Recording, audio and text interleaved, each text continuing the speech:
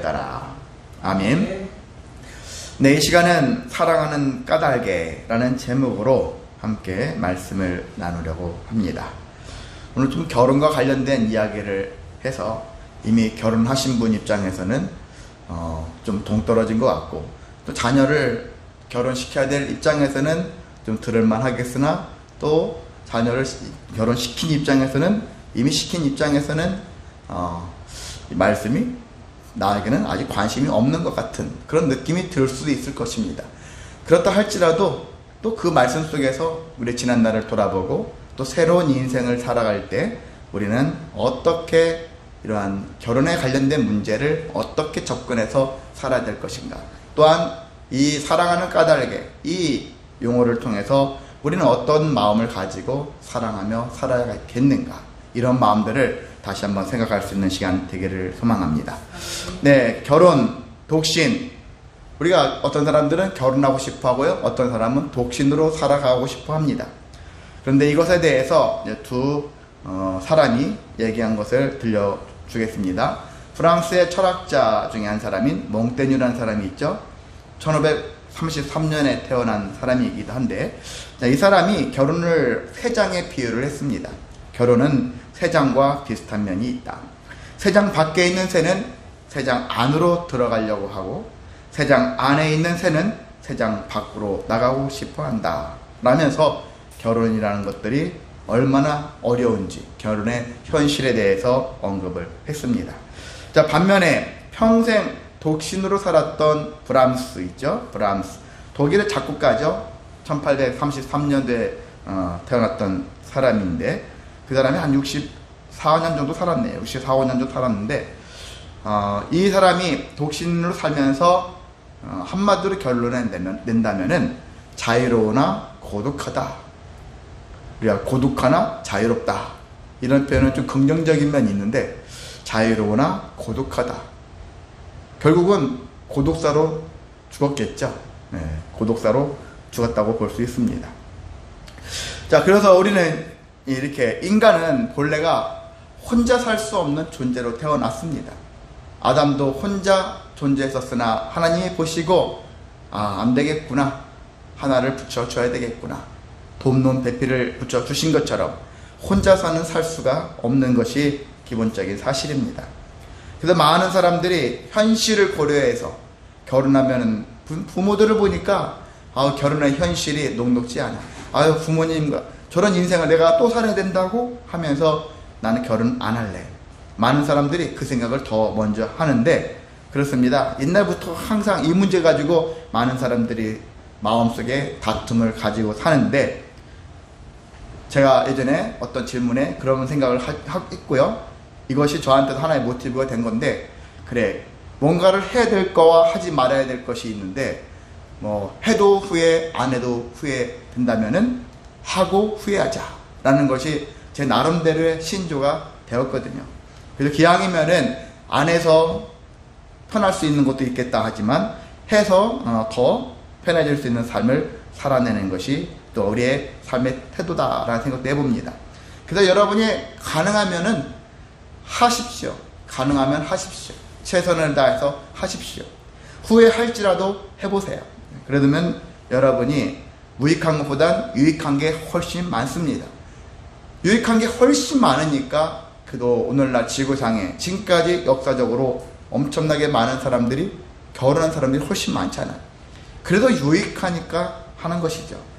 자, 그리고 하나님의 뜻이기도 하고요. 그래서 우리는 결혼이라는 것들을 생각할 때는 반드시 하는 게 좋다라는 것을 생각을 전제로 해봅니다. 자, 그래서 사람들이 결혼을 왜 하냐 질문을 했더니 크게 두 가지로 얘기를 합니다.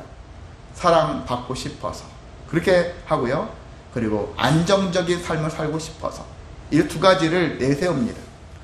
사랑받고 싶대요. 그럼 내가 아니면 안정적인 삶을 살고 싶대요. 이 마음이, 결혼에 대한 욕구가 거기서부터 많이 출발한다는 것입니다. 그런데 그렇습니다. 실제 결혼하면은요, 사랑을 받을 수 있고, 실제 결혼하면은 안정적인 마음도 들어요.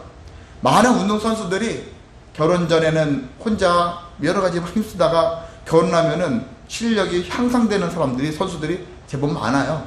왜 그렇습니까? 가정이라는 것이 생기면서 책임감과 함께 안정적인 것들이 생겨지거든요. 그런 면에서는 여러 가지 유익이 있습니다. 그런데요, 사랑을 하려면, 또한 그런 안정적인 결혼을 하려면은 거저되느냐? 그렇지 않습니다. 대가가 반드시 필요하다는 것이죠. 근데 많은 사람들이 거저되는 줄 알아요. 그냥 되는 줄 알아요. 그것만 바라보고 결혼하고 그것만 바라보고 사랑하니까 문제가 생기는 거거든요. 대가가 따른다라는 것을 인식을 하지 못합니다. 사랑에는 대가가 따른다. 그래서 대가가 따른다는 얘기는 대가를 내가 지불을 해야 한다는 얘기죠. 그 대가를 지불하는 건데 손해를 본다 그것이 아니라 그만큼의 가치가 있는 것은 그만큼의 대가를 치를 수밖에 없다라는 우리 명제를 가지고서 인생을 바라보아야 합니다. 자, 그렇다면 오늘 이제 말씀을 보겠습니다. 베델서 28장에서는 야곱이 베델에서 꿈에서지만 하나님을 만났잖아요. 그리고 서원까지 했습니다. 그래서 그 과정 속에서 하나님께서 어떻게 역사하실 것인가에 대한 기대도 않았겠죠. 자, 그런 일들을 가진 다음에 계속 길을 떠났습니다. 그래서 한 우물에 이르렀는데 사람들이 있어요. 그래서 목자들이 있는데 물어보니까 하란에서 왔대.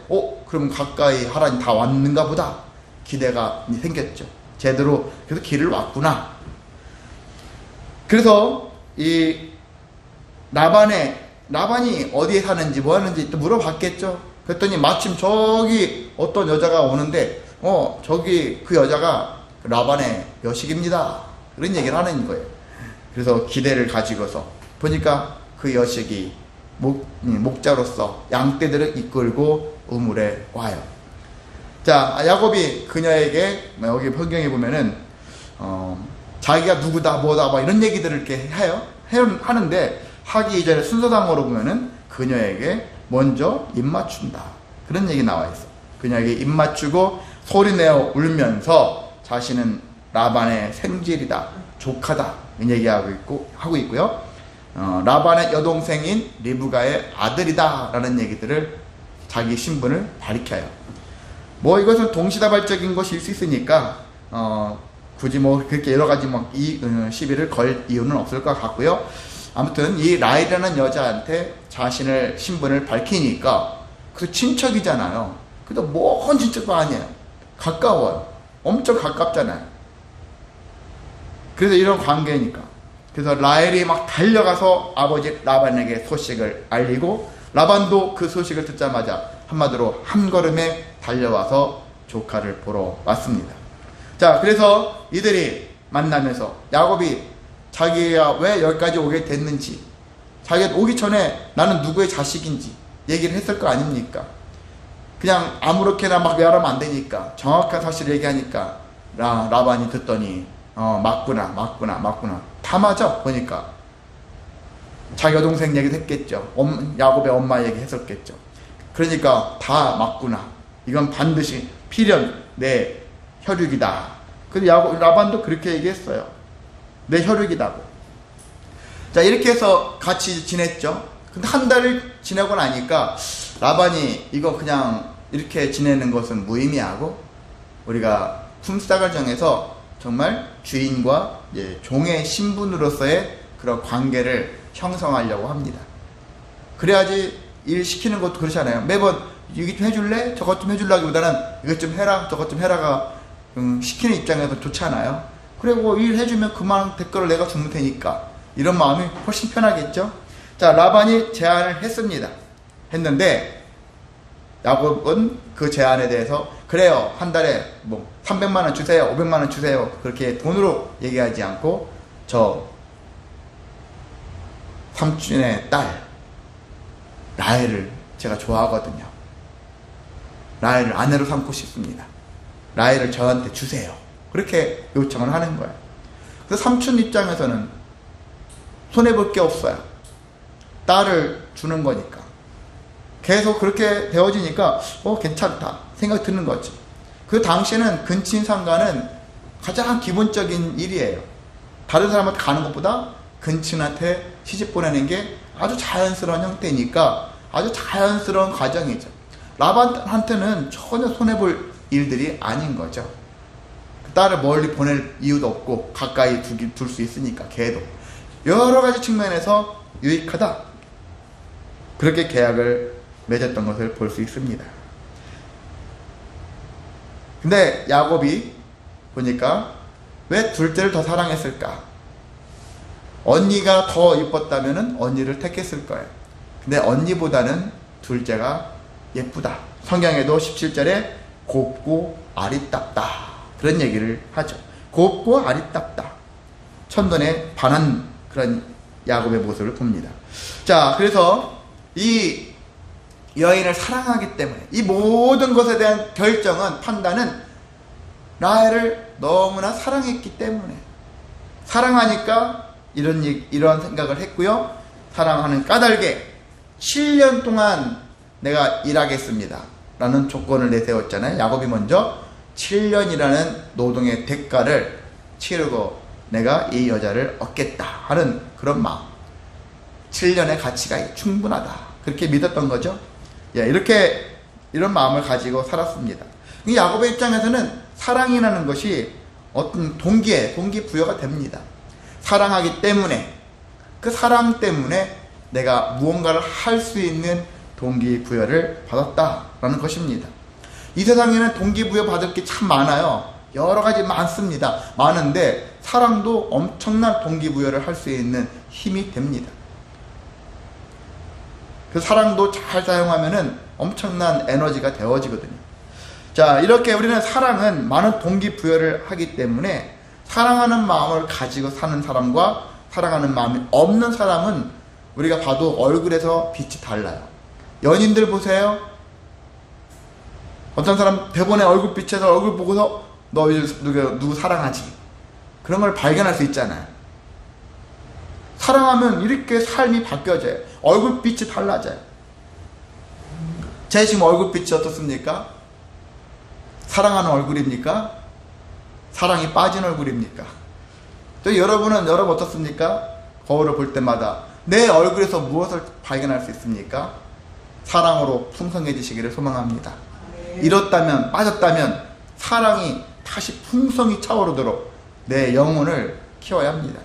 누가 나를 이렇게 해줘야지 내 사랑이 넘치는 게 아니라 나 자신으로부터, 이따 말씀드리는 얘기도 하지만 내 안에 계신 주님으로 사랑을 충만하게 팽창시킬 수 있는 삶이 우리에게 필요합니다. 그 사랑이 있었을 때 우리는 에너지를 얻고 무엇인가를 할 수 있는 힘을 얻을 수 있습니다. 자, 야곱이 7년간 일했던 것, 사실 7년 동안 일한 것은 어떻게 보면 지금 빈털털이라서 그래요. 남자는 뭐밖에 없다 그런 얘기 하잖아. 두 쪽밖에 없다 앞에서 생략하고요. 그런 얘기를 하지 않습니까? 그거 두 쪽밖에 없는 인생이에요. 지금 야곱이 뭐 가진 게 있어야지. 아브라함을 보세요. 아브라함이 이 라반의 여동생 이삭의 아내감을 찾기 위해서 늙은 종을 보냈잖아요. 늙은 종을 보내가지고 리브가를 데려왔을 때 이 지참금을, 납배금을 보면은 엄청 많아요. 은금 패물과 의복과 각종 보물들을 나오게 막 싣고서 주고 왔어요. 엄청 많이 주고 왔어요. 근데 지금 야곱은 한마디로 없어요. 아무것도 없어요. 아무것도 없는 상태에서 라헬을 차지할 수 있을까? 몸으로 때우는 거죠. 7년 동안 몸으로 때우는 거죠. 그래서 대가가 따랐다는 것입니다. 자, 그래서 이렇게 그런 딸을지라도 사랑하기 때문에, 사랑하는 까닭에 이 일들을 할 수 있었다라는 것입니다. 사랑은 그래서 모든 걸 견디게 하고요. 그냥 힘들게 억지로 견디는 게 아니라 야곱은 뭐라고 하고 있습니까? 7년을 며칠같이 여기면서 일을 했더라. 좋은 건 시간이 빨리 가고 나쁜 건 시간이 더럽게 안 가죠. 군대 가면 시간이 멈춘 듯 안 가는 것이 느껴져요. 근데 정말 좋아하는 일 하면 시간이 벌써 이렇게 됐어. 여러분이 좋아하는 연속극 보면은 조금만 방금 시작한 것 때 벌써 끝나. 아유, 그렇게 왜 시간이 이렇게 빨리 가.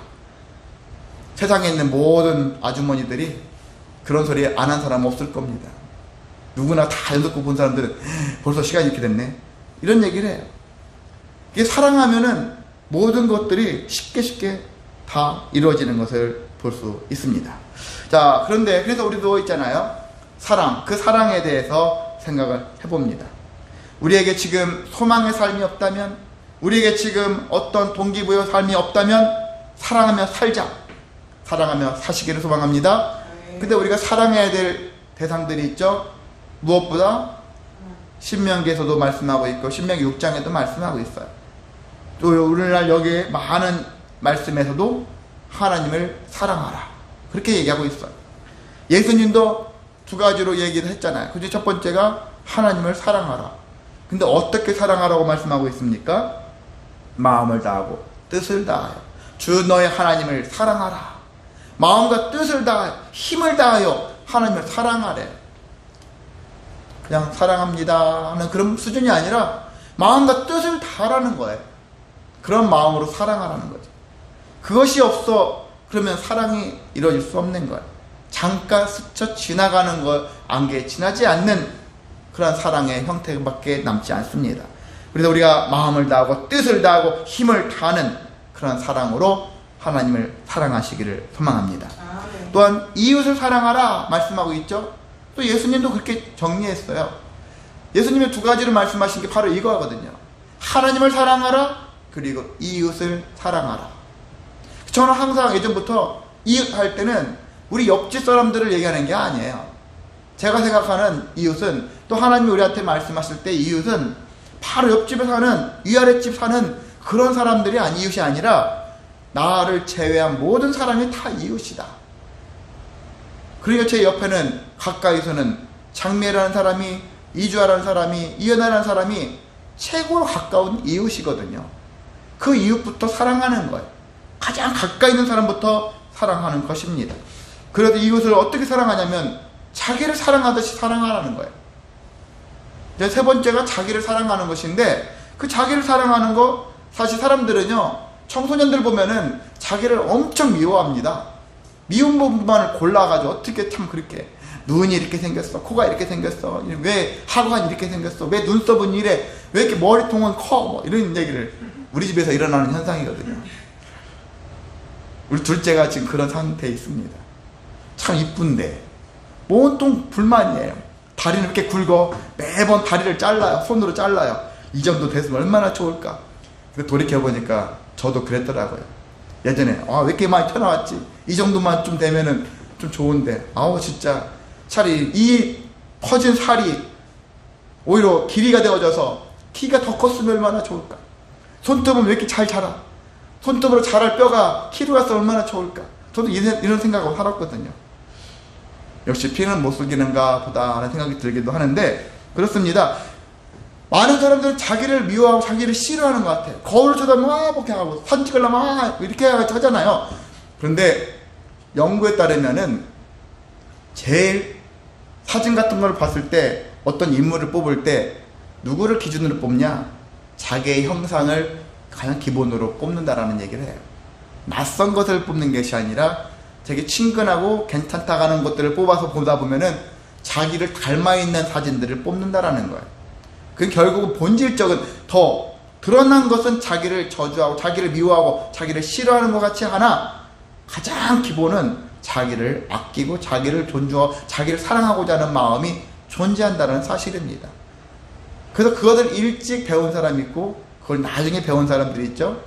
근데 그것을 너무 그것만 강조도 안 되는 것이고, 모든 것을 이것을 적당하게 자기를 사랑하고 자기를 아낄 줄도 하면서 때로는 자기도 한번 자기 스스로를 채찍질할 수 있는 그런 두 가지 것들이 잘 섞여 있는 그런 모습으로 사랑하면 참 좋겠다라는 생각을 해봅니다.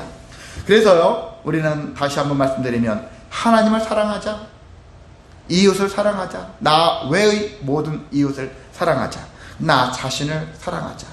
이 사랑을 가지고 살기만 해도 우리는 활력을 가질 수 있습니다. 돈이 많아야지, 명예가 있어야지, 직업이 있어야지, 뭐가 똑똑하든지 좋은 학교를 다녀야지, 성적이 좋아야지, 이래서 우리에게 어떤 은혜가 있는 게 아니라 이런 사랑만 갖고 있어도 우리는 충분히 잘 살아낼 수 있습니다. 자, 그런 찬양도 있잖아요. 당신은 사랑받기 위해 태어난 사람. 그래서 우리는 사랑받기 위해서 태어난 사람이기도 하고요, 또한 사랑하기 위해서 태어난 사람이기도 하다. 받았으면 주는 거예요. 줬으면 받기도 합니다. 주고받는 것이 가장 관계에서 중요해요. 하나님과 나 사이, 나와 이웃과의 사이, 나와 나 자신과의 이 관계 상태에서는 주고받는 거예요. 주고받는 거. 안 주고 안 받아.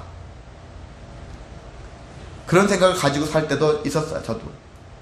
귀찮아요. 주고받는 거, 선물 주고받는 거, 생일 선물 주면 또 받아야 되고, 받으면 또 줘야 되고, 그냥 귀찮아. 선물 사러 가야 되고, 결국은 손해 아니야? 뭐더라, 하지 말자. 이렇게 생각을 했을 때도 있는데, 좀 살다 보니까 그쪽으로 능통한 장례 사모님을 만나다 보니까 처음에는 귀찮은데, 하다 보니까 이게 사람 사는 세상의 모습이기도 하겠구나, 그 생각이 들면서 주고받는 인생도 꽤 괜찮다라는 느낌이 들었어요. 그래서 기왕이면 여러분이 살아갈 때 좀 귀찮더라도 주고받는 인생 그렇게 살아가시기를 바랍니다. 그 하나님이 우리한테 바라기도 할 거잖아요.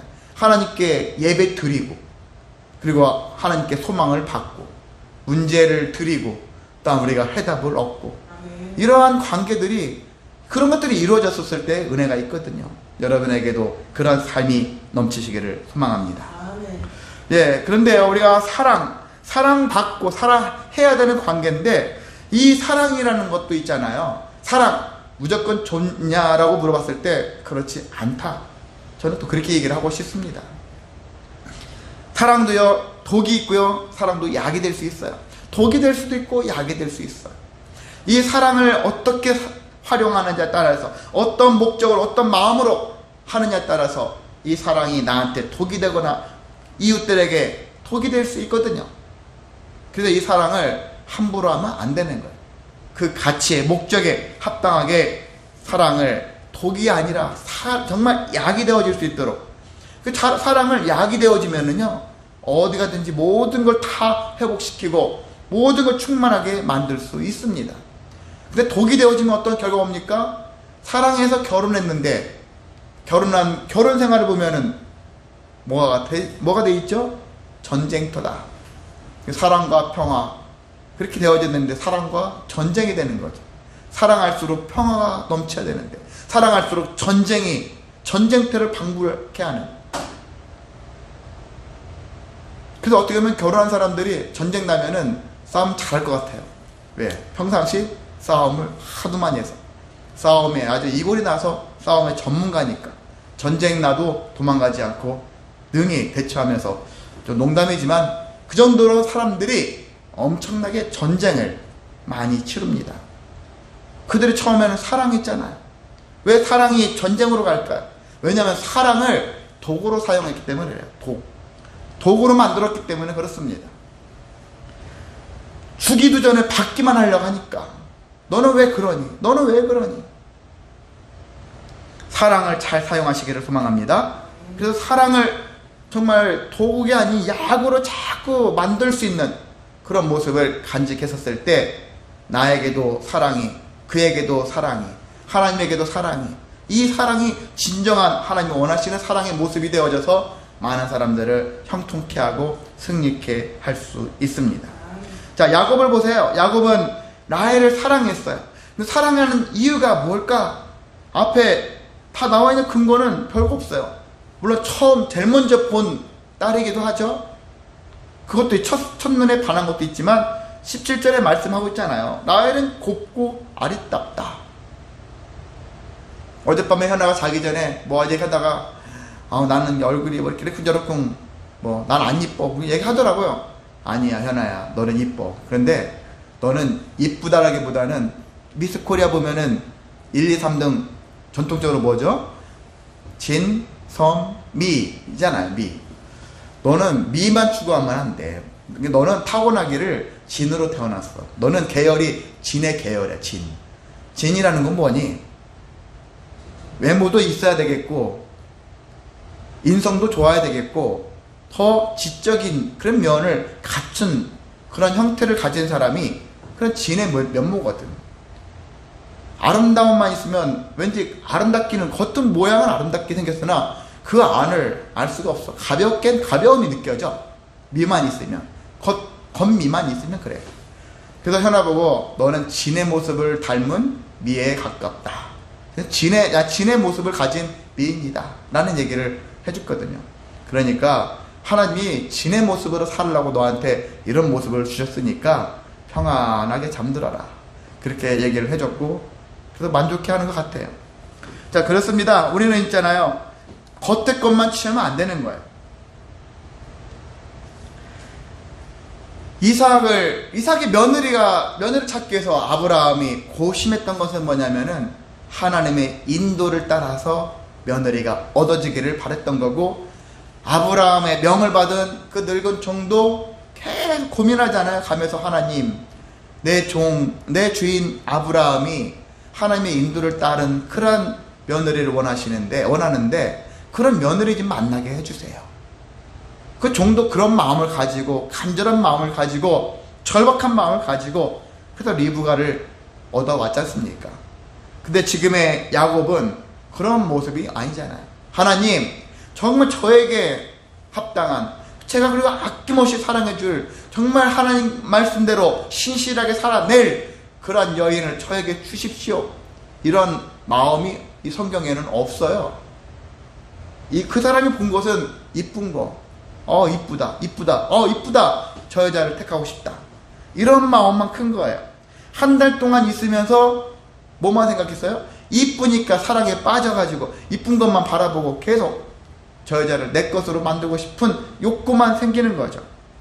근데 앞으로 보면은 라헬의 인성을 보면은 어떤 것이 많이 느껴지냐면은요, 라헬은 미움 다툰 시기 질투가 참 넘치는 여자예요.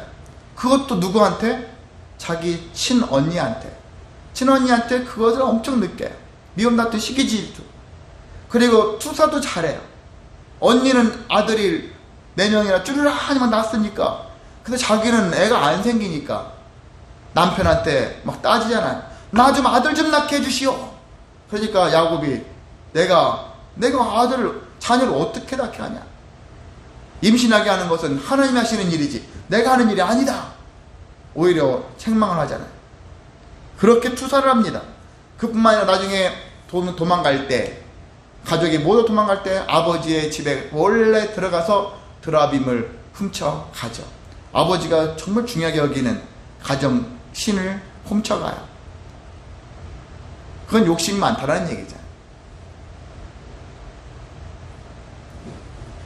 이런 것들을 볼 때 별로 썩 그렇게 전반적으로 좋은 인상을 줄 수는 없겠구나, 그 생각을 해봅니다. 모든 것을 독차지하고 싶었을 건데, 야곱의 모든 것을 다 자기가 차지하고 싶었을 거예요. 근데 나중에 라헬의 결과를 보세요. 결과를 보면은 막벨라 굴에 아브라함과 사라, 이삭과 리브가, 그리고 야곱과 누가 누워 있을까요? 레아가 누워 있습니다. 무덤에 누워 있는 사람은 라헬이 아니라 사랑했던 사람이 아닌 그의 언니 레아가 누워 있어요. 그리고 사랑했던 라헬은 길을 가다가 난산하여서 베냐민을 낳고 죽었어요. 그리고 베들레헴에 묻혔죠. 끝까지 그렇게 욕심을 내었었는데 결국은 야곱의 자리는 옆자리는 레아였다. 참 아이러니하죠. 그래서 이런 사랑들은 어떻게 보면은요, 사랑을 약으로 쓰기보다는 독으로 썼기 때문에 저는 이런 결과 온 것이라고도 좀 과하게 접근한다면은 그렇게 볼 수 있다 생각이 듭니다. 그래서 우리는 사랑이라는 것을요, 그 참 어렵다라는 말도 하잖아요.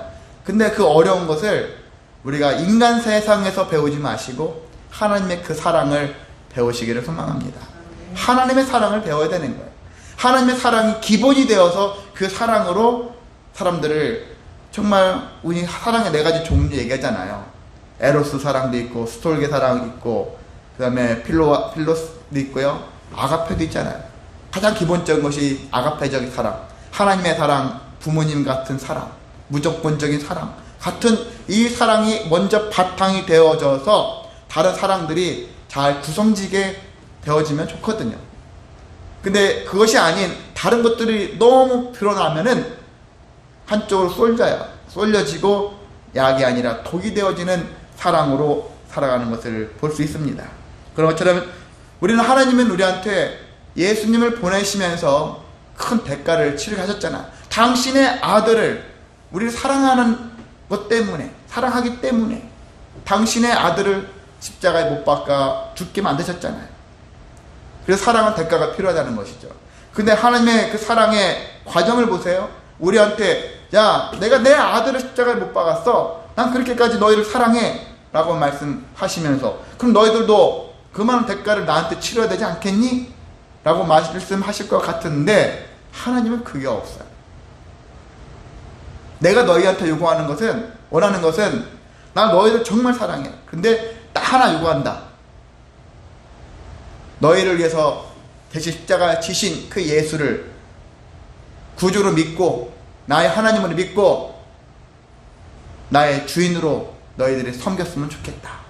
그것을 너희들이 인정하고 그렇게 믿고 섬긴다면은 그 사랑의 은혜가 넘쳐서 나중에 구원으로 역사되어진다는 사실을 하나님께서 말씀하고 있습니다. 우리의 사랑의 형태도 이런 사랑에서 출발을 해야 한다는 것입니다.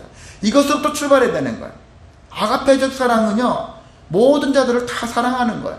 특정한 자들에게만 사랑이 아니라 모두를 사랑하는 거예요.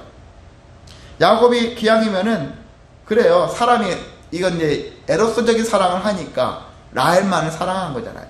걔 결혼했지만 레아는 의무적으로 그냥 한 거고 라헬은 감정을 내세워서 사랑했겠죠. 근데 기왕이면은 우리가 이러한 사랑, 모든 다 사랑을 바탕으로 하는 사랑의 행위가 먼저 수반된다면은 힘들겠지만 그래도 그것들을 힘써 하다 보면은 놀라운 사랑의 효과를 만족할 수 있습니다. 모두가 만족할 수 있는 사랑 할 수 있거든요. 불가능한 일이 아닙니다. 하나님은 이미 우리한테 보여주셨잖아요. 모두가 만족할 만한 사랑을 우리에게 보여주셨잖아요. 우리도 마찬가지로 그런 자세로, 그런 마음으로, 그런 믿음으로 하나님의 사랑을 힘입어서 사랑할 수 있거든요. 그런 사랑을 하다 보면은 놀라운 역사가 분명히 존재합니다. 모두에게 기쁨과 동기부여가 충만하게 넘칠 수 있는 은혜가 있습니다. 그러한 사실을 기억하셔서 하나님의 사랑을 닮은 그런 사랑으로 살아가셔서 모두를 이롭게 하고 모두에게 유익을 끼칠 수 있는 복된 삶이 되시기를 주님의 이름으로 소망하고 축복합니다. 사랑 많으신 하나님,